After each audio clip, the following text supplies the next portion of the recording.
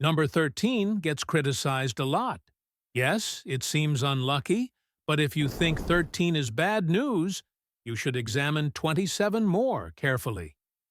When you see how many stars and famous people died at age 27, it becomes quite disturbing, especially if you're a celebrity who just turned 26.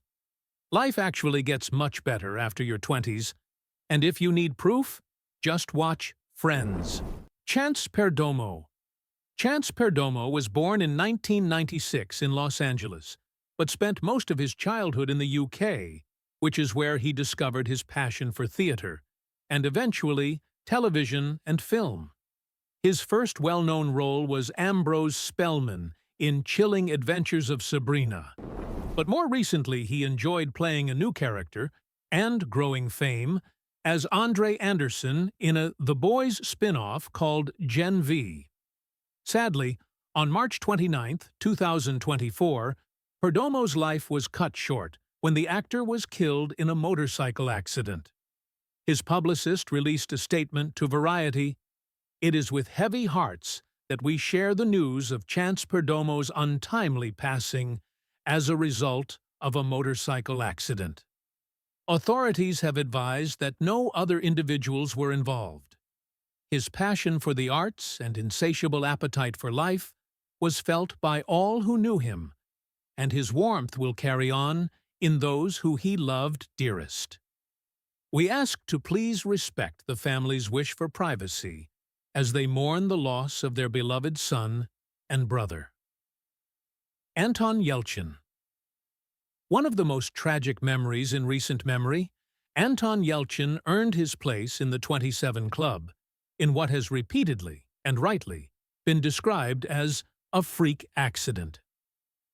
On June 19, 2016, Yelchin, known to millions of moviegoers worldwide for his work as Pavel Chekhov in J.J. Abrams's Star Trek series, got out of his Jeep Cherokee while in the driveway of his house in Studio City, California. Then, the car rolled back, pinning him against a brick pillar and a security fence. By the time friends found Yelchin, he was dead, with the Los Angeles County Coroner's Office declaring his death to have been the result of blunt traumatic asphyxia. When Star Trek Beyond hit theaters a few weeks later, it was dedicated to Yelchin's memory.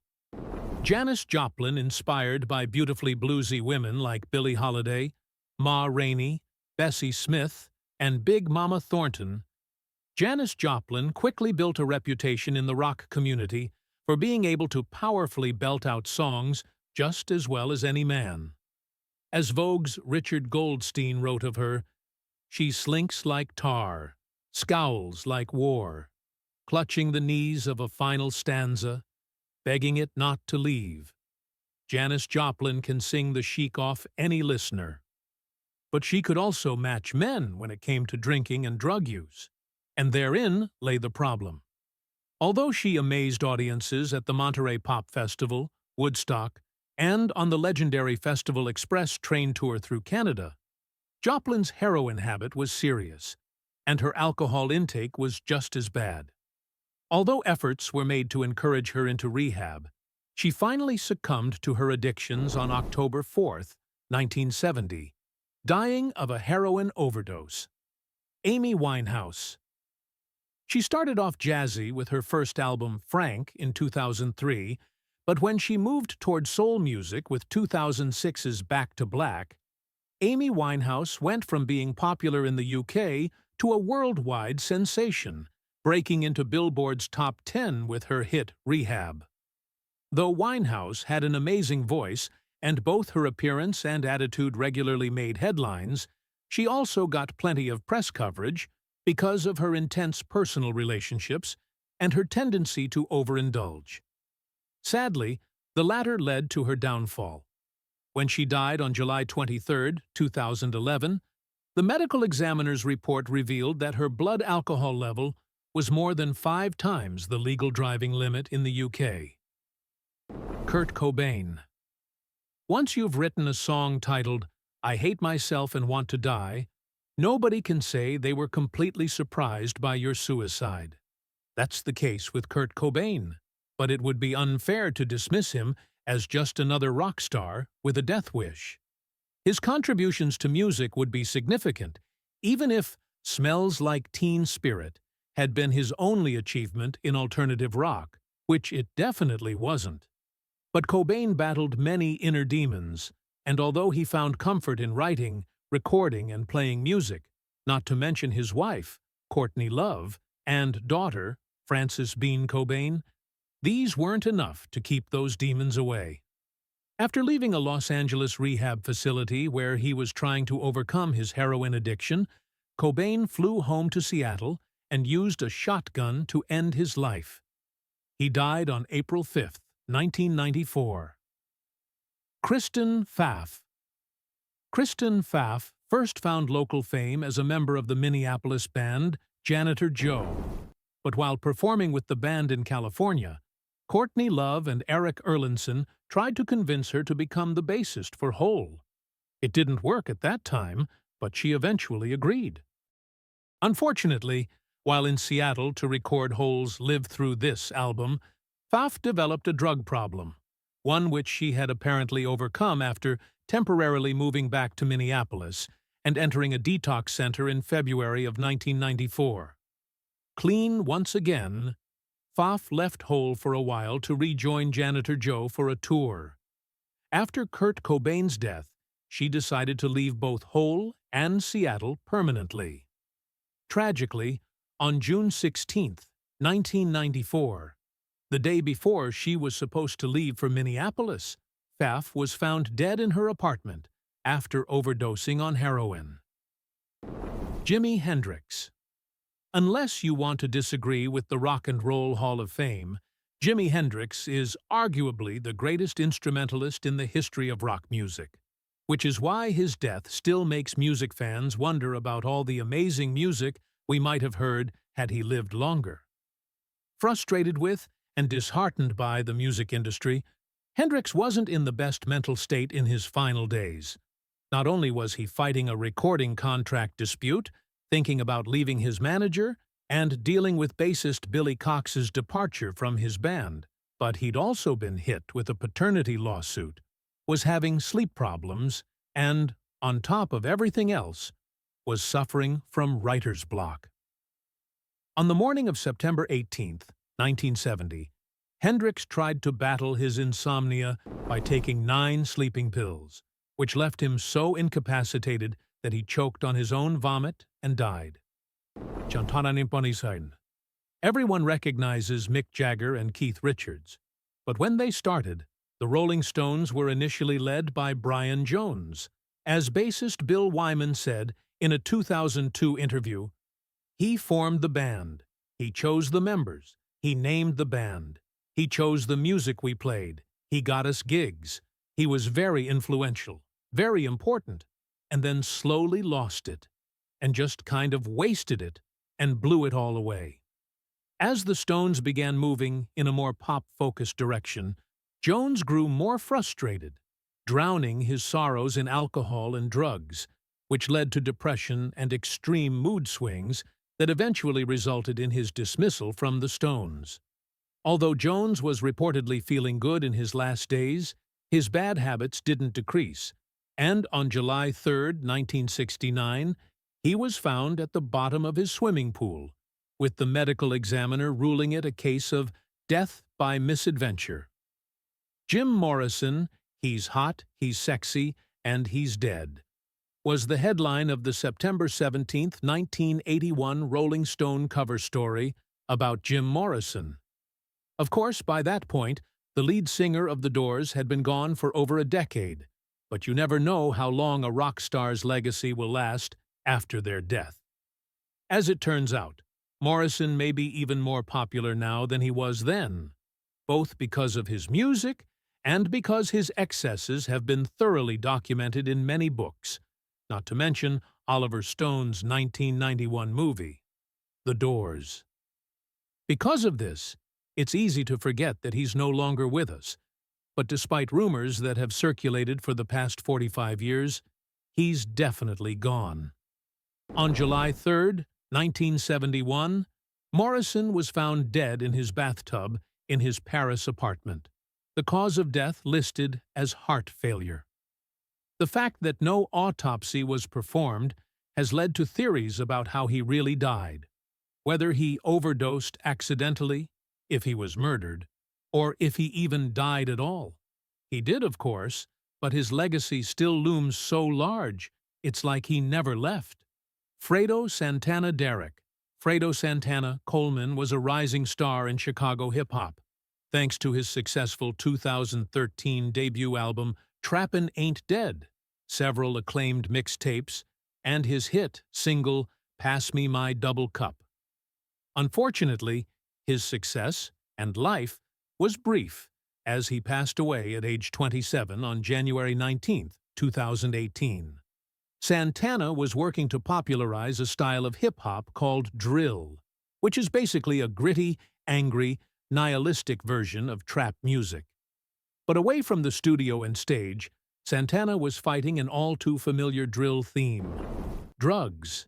Specifically, Santana was addicted to lean, another term for purple drank, or cough syrup consumed at dangerously high levels. This caused him to suffer major heart and kidney problems, something he publicly shared just months before his death. On October 12, 2017, he posted a video to his Instagram saying he was in the hospital due to kidney and liver failure. As he wrote, "I wouldn't wish this on my worst enemy." 3 months later, he was gone, although his official cause of death was attributed to epilepsy. After his death, condolences came from across social media. Rapper Drake posted a picture of the two on Instagram and simply wrote, "Rest in peace, Santana," while Against the Odds management tweeted that it was sad to see a young boss go at an early age. Meanwhile, rapper Chief Keef tweeted to everyone calling Santana his friend. "That's my cousin. Big difference. It's hard enough to lose a friend." Keef lost family. Jonathan Brandis. Although already acting in soap operas while still very young, getting the role of Kevin Buchanan on One Life to Live when he was just 6 years old, it was as a teen heartthrob that Jonathan Brandis found the greatest success of his career, thanks to the NBC series Sequest DSV, and movies like The Never-Ending Story 2, Sidekicks, Ladybugs, and Stephen King's It. When Sequest ended its run in 1996, however, things began to slow down for Brandis. Although he got roles in Outside Providence and Ride with the Devil, his role in the 2002 Bruce Willis film Heart's War was almost completely cut out of the final version, and his 2003 pilot 111 Gramercy Park wasn't picked up. Whether it was because of these events, or for completely unrelated reasons, Brandis hanged himself on November 12, 2003. Jean-Michel Basquiat. If you had even a casual interest in New York's neo-expressionist art scene in the 1980s, then you couldn't help but know about Jean-Michel Basquiat, whose work impressed no less an authority than Andy Warhol, and ultimately led to both a friendship and a period of creative collaboration between the two artists. Oh, and did we mention that he dated Madonna for a while, too? Plus, he was in the video for Blondie's Rapture, which is an impressive claim to fame by itself. On the negative side of things, however, he had an addiction to heroin, and when Warhol died in February 1987, Basquiat fell into both depression and drugs. He ultimately overdosed on heroin on August 12, 1988. Robert Johnson. If you're into the blues, classic rock, or just music in general, you owe a debt to Robert Johnson. The man defined Chicago and Delta blues, despite only recording a handful of songs. But when those songs include Sweet Home Chicago, Crossroad, and Love in Vain, you've already written more than enough to ensure your artistic immortality. Unfortunately, his physical mortality didn't last long. Johnson's death, like Johnson himself, is surrounded by mystery and rumor. This is the guy, after all, who claimed he sold his soul to Satan at a Mississippi crossroads in exchange for mastery of the guitar. There's no 100% confirmation of how he died on August 16, 1938, only that he did. According to some sources, some say he died of syphilis, some say he had a tissue disorder called Marfan syndrome, others insist he was poisoned by the jealous boyfriend of a woman he was wooing, and still others say Johnson's own girlfriend poisoned him. The only person left alive who knew Johnson, a bluesman named David Honeyboy Edwards, claims that he witnessed Johnson's murder, and that it was indeed a man angered that Johnson was flirting with his girlfriend. If true, this jealous guy poisoned Johnson's whiskey, and a few days after drinking it, the musician was dead. He did not escape Judgment Day after all. Ron Pigpen Mccernan.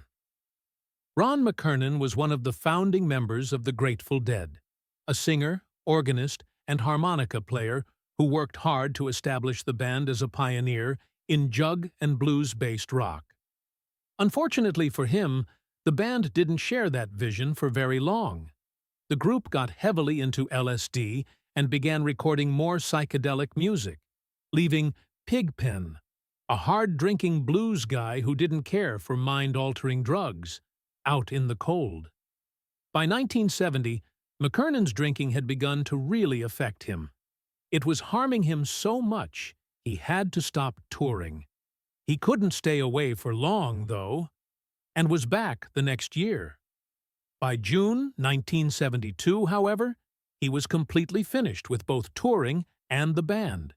He simply couldn't function anymore, and on March 8, 1973, he suffered an internal hemorrhage and died. He didn't stay long with the Grateful Dead, but the band never would have taken off without him. Chris Bell of 70s power pop group. Big Star, the band who wrote the theme song for that 70s show, wasn't a big name. He was hardly known at all, even though he absolutely should have been, which makes his untimely death even sadder. Bell was the singer, songwriter, and head mixer for most Big Star's songs, but it was fellow star Alex Chilton, already famous thanks to his time in the Box Tops, who got the attention. This despite Bell absolutely being the leader of the band, even directing Chilton in the studio's recording booth at times. It was perhaps this feeling of not getting credit where it was due, plus Big Star's debut album not selling as well as he'd hoped, along with existing mental health issues, that prompted Bell to leave the band after one album. Unable to find a record deal, he ended up working at his father's hamburger restaurant while recording solo material, which can't have helped his depressed, frustrated mindset any. On December 27, 1978, Bell was found dead after a car crash. He had lost control of his car, and it slammed into a wooden pole, which landed on him and killed him instantly. It was ruled an accidental death. Linda Jones. Had Linda Jones lived longer, she might have become one of the most famous gospel-tinged soul singers of all time. In 1967, Jones hit the big time with her song Hypnotized. She was on her way to becoming a star along the lines of Cissy Houston and Dionne Warwick, only fiercer. As some critics pointed out, Jones didn't ease up on the fiery drama in her voice, even when threatening to cross over into the pop scene. She would still wail, and her voice would still sometimes get distorted on the microphone, such was her power. Would she have stayed that pure in the decades to come? We don't know because she didn't complete her third decade. Jones, a diabetic, was at her mom's house on March 14, 1972, following an afternoon show at the Apollo in Harlem. She asked her mom to wake her up from a nap in time for her evening show. When her mom went to do that, she found Jones unconscious. Her mother called for an ambulance, but she was already gone, the victim of a diabetic coma. It's not the most glamorous way to go, but a sadly realistic one. D. Boon. The Minutemen are among the most beloved hardcore punk bands of the 80s, and their guitarist, Boon, was a huge reason why. The D stood for Dennis, so you can see why he'd prefer just an initial. An innovative guitar player who mixed hardcore intensity with folk, funk, and classic rock influences, Boon sounded like nobody else. He didn't write like anyone else either, creating provocative yet amusing songs like Bob Dylan wrote propaganda songs, Do You Want New Wave? Or Do You Want the Truth? And political song for Michael Jackson to sing. Boon was clearly enjoying what he did. It's a shame, then, that it ended so quickly. On December 22, 1985, Boon was riding in a van in Arizona when it crashed and killed him. His death also brought an end to the Minutemen, long before their time should have been up. Pete DeFreitas' English rock band Echo and the Bunnymen have been active and successful since the late 1970s, though drummer Pete DeFreitas sadly only lived to see part of it. He joined in 1980 and played on the band's first 5 albums. According to the band's manager, Bill Drummond, he was originally seen as the sanest and most balanced of the Bunnymen. But drugs and manic episodes took their toll on Freitas, and he actually left the band in 1986. He returned the next year to record a new album, and this time he was married. A child came the following year.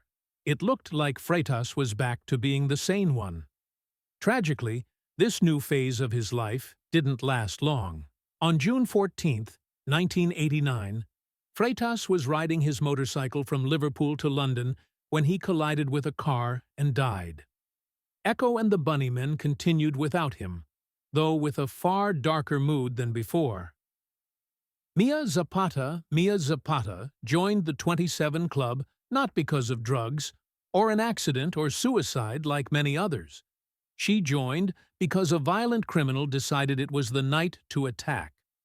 Zapata was the lead singer for Seattle grunge punk band The Gits, who were starting to gain recognition during the age of Nirvana. But then, tragedy struck.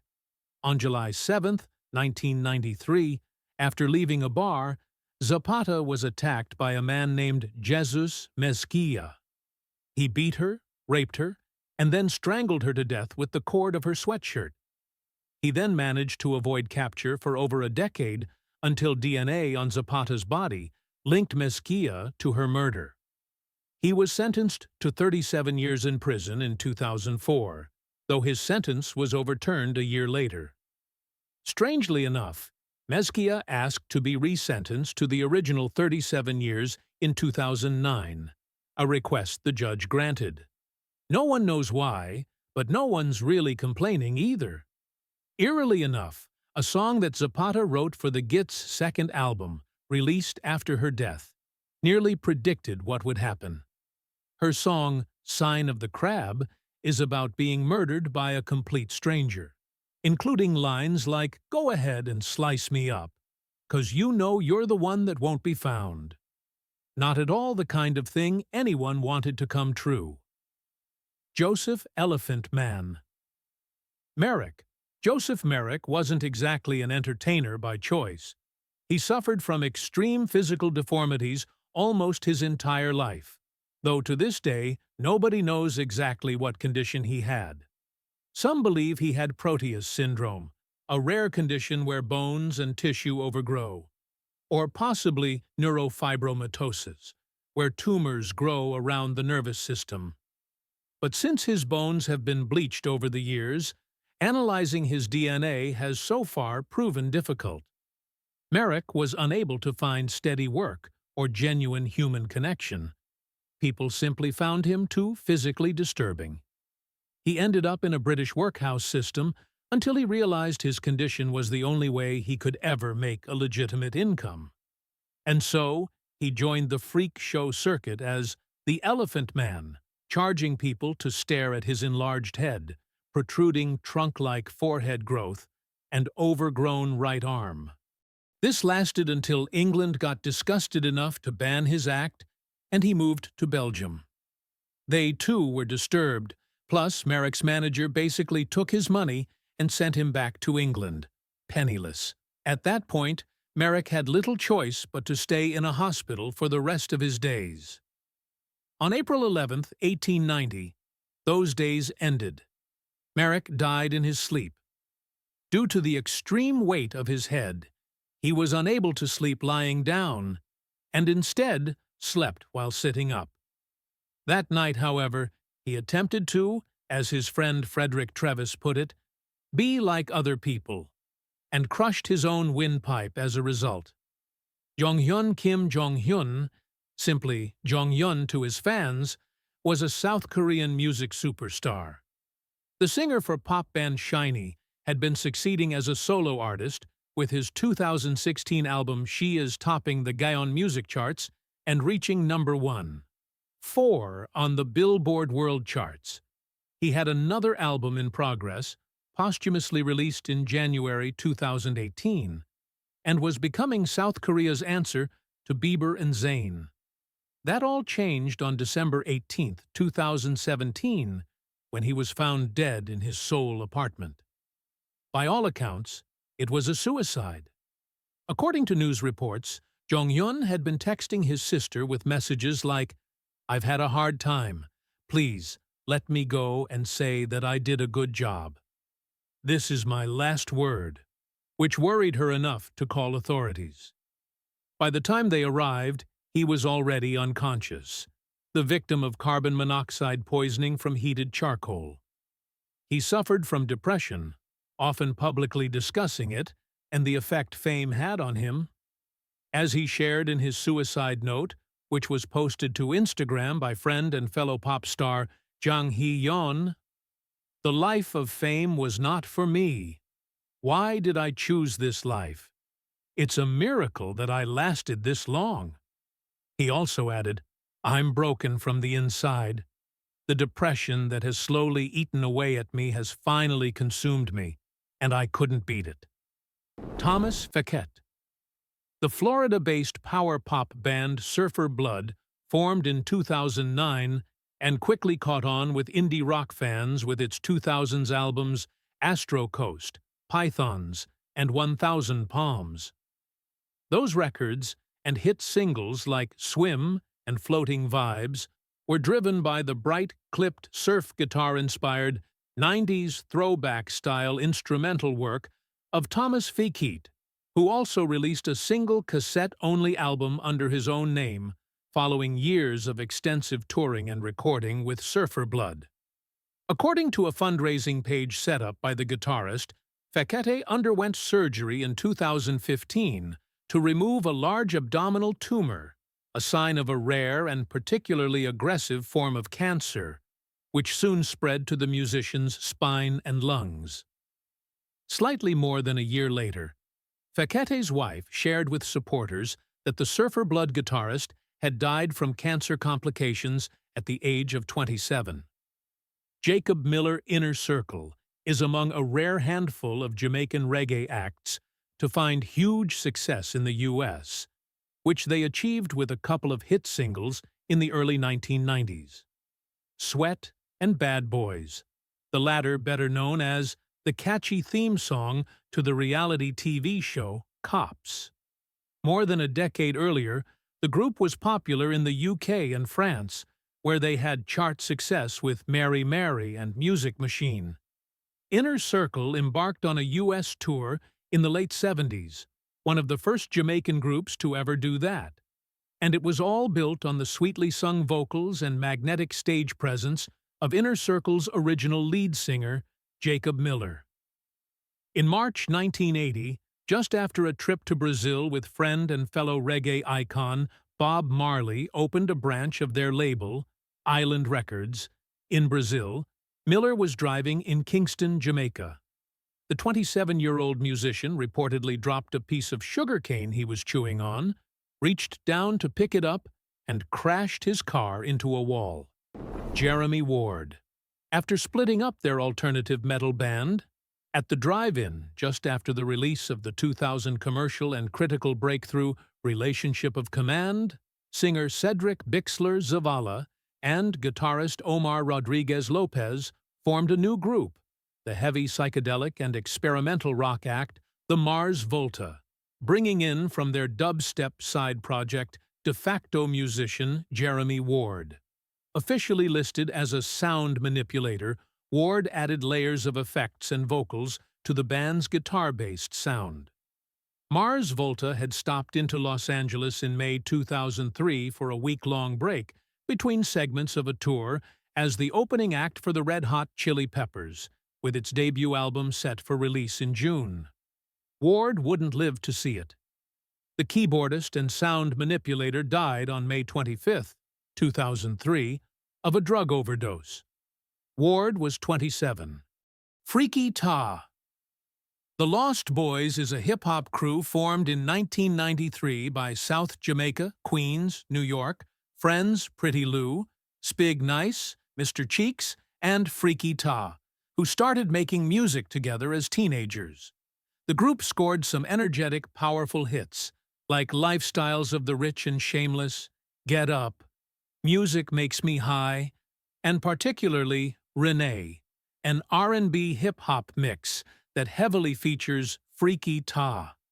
As he left a party at the Four Points Sheraton Hotel in Queens, New York, just before 4 a.m. on March 28, 1999, Freaky Ta, real name Raymond Rogers, was shot in the head by an attacker wearing a ski mask.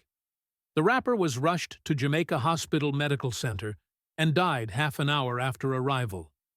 Kelvin Jones pleaded guilty to a charge of murdering the 27-year-old rapper. Freaky Ta was the victim of mistaken identity. His murder was an act of revenge for another killing, one which he had nothing to do with. Rudy Lewis.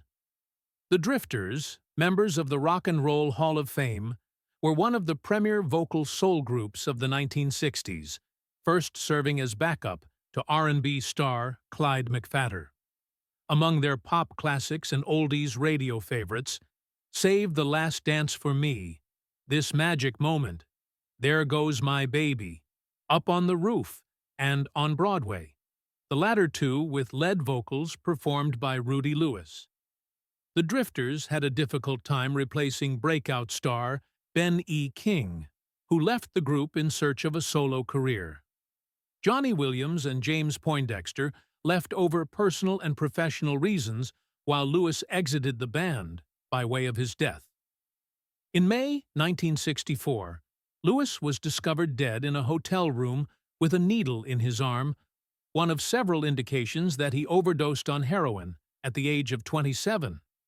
Coal Brings Plenty, the show 1923, a prequel to Yellowstone, deals with some disturbing realities of American history, including the settlers' treatment of Native Americans. Actor Coal Brings Plenty played Pete Plenty Clouds, a Native American sheep herder. In addition to his work on the show, he visited the Senate committee in 2023 to speak about issues affecting indigenous people in the United States. He was found dead on April 5, 2024, at age 27. According to a statement released by the Johnson County Sheriff's Office, officials found the body in a wooded area where they were sent to investigate an unoccupied vehicle. Brings Plenty went missing on the morning of March 31st, the same day the Lawrence Police Department said it had submitted paperwork for his arrest. He was a suspect in a domestic abuse incident that took place earlier that morning and was last seen in Lawrence, Kansas.